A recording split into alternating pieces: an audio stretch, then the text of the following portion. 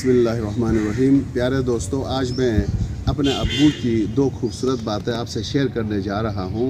जिन बातों ने मुझे मेहनत पर आमादा किया, जिन बातों ने मुझे अपने पाँव पर खड़े होने पर मजबूर किया, जिन बातों ने मुझे लोगों के साथ अच्छाई करने का तरीका बताया, उनमें से पहली बात अगर मैं टू द पॉइंट बात करूँ तो मेरे अब्बू मेरे साथ दोस्ताना रवैया रखते थे। मैं अपने दिल की बात आसानी के साथ उसके साथ शेयर कर सकता था।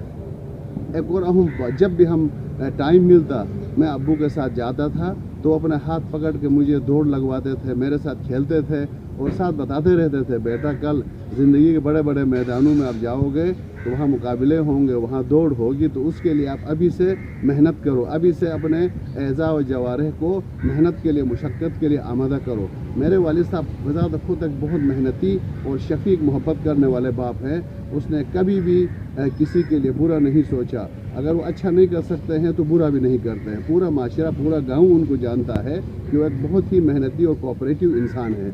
दूसरी बात, तीसरी जो अहम बात है, मेरे वालिद साहब मुझे जब भी कहानियाँ सुनाते, बादशाहों की कहानियाँ जिसके अंदर बड़ी सोच, बड़ी बड़ी कामयाबी की बातें, दूसरों को सपोर्ट करने वाली बातें, सोशल ट्रांसफॉर्मेशन की बातें करते थे, तो जिसकी वजह से मेरे अंदर आज में वसाइल कम भी हों, मजबूरियाँ हों, लेकिन मैं छोटा नहीं सोचता, मैं आगे का सोचता हूँ। माशरती बुराइयों को बेहतर करने के लिए अपनी सेल्फ असेसमेंट करता हूँ। खुद नुमाई की बजाय खुद साजी की कोशिश करना, ये मेरे वालिद साहब की तरबियत है। आज भी मेरे वालिद साहब मेहनत पर आमादा हैं। अपनी जो ज़मीन उन्होंने आबाद करके हमें दिया था, वही ज़मीन खुद आबाद किए हुए हैं। हम तो इधर इस्लामाबाद में हैं, लेकिन वो इधर आके आराम करने के लिए भी तैयार नहीं है। कहते हैं आपकी कमाई खा के हमें कौन सा सवाब मिलेगा। हम अपनी ज़मीन को आबाद करेंगे और वहीं से चरिंद परिंद को फ़ायदा पहुँचेगा, किसी मेहमान को फ़ायदा पहुँचेगा, तो हमारी आखिरत बेहतर होगी। तो उन्होंने हम 4 बहनें, 4 भाइयों को पत्थर चीर कर मेहनत मजदूरी करके हमें पढ़ाया और अल्लाह ने आज भी उसको इज़्ज़त दी है, ताकत दी है। वो न उसकी कोई नौकरी है, न तालीम है, न बड़ी ज़मीन थी, लेकिन मेहनत के ज़रिए गाँव में सबसे ज़्यादा ज़मीन भी तैयार किया और हम 8 बहन भाइयों को पढ़ाया भी।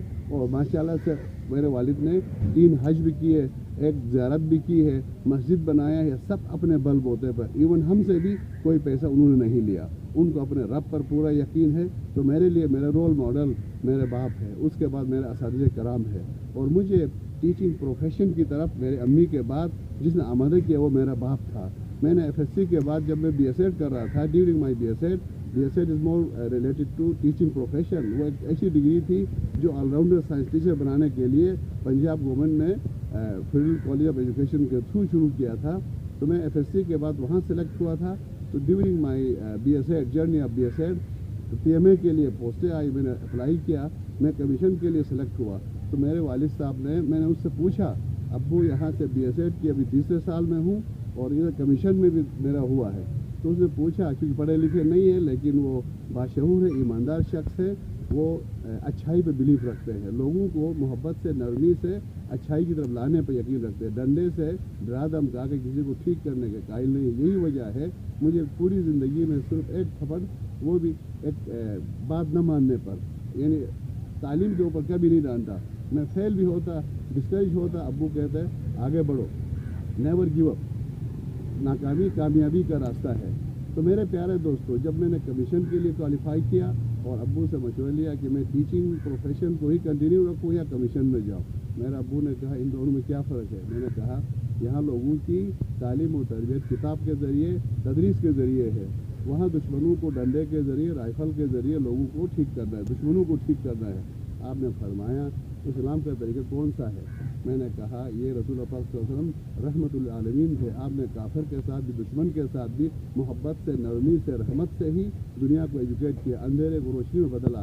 आपने फरमाया तो तुम रोटी के पीछे मत भागो, उस रहमतुल आलमीन के रास्ते पे चलो, ये उसी का रास्ता है। लिहाजा मैंने टीचिंग प्रोफेशन को कंटिन्यू रखा। Today I am proud to be teacher. अगरचे मेरा वो हैसियत उस्ताद वाली नहीं है, मैं तो तालिब इल्म भी कहलाने का हकदार नहीं हूँ, लेकिन एक हदीस है, रसूल पाक सल्लल्लाहु अलैहि वसल्लम फरमाते हैं टीचर बनो, मुअल्लिम बनो या मुतालिम बनो, या इन दोनों का चाहने वाला बनो, तीसरा रास्ता हलाकत का है। तो मकसद ये हुआ, मैं ना मुतालिम के औसाफ रखता हूँ ना उस्ताद होने का दावा कर सकता हूँ, अलबत्ता मैं मुअल्लिम से भी मुतालिम से भी मोहब्बत करने वालों में से हूँ। और मुझे खुशी है आज मैं सीखता भी हूँ, सिखाता भी हूँ।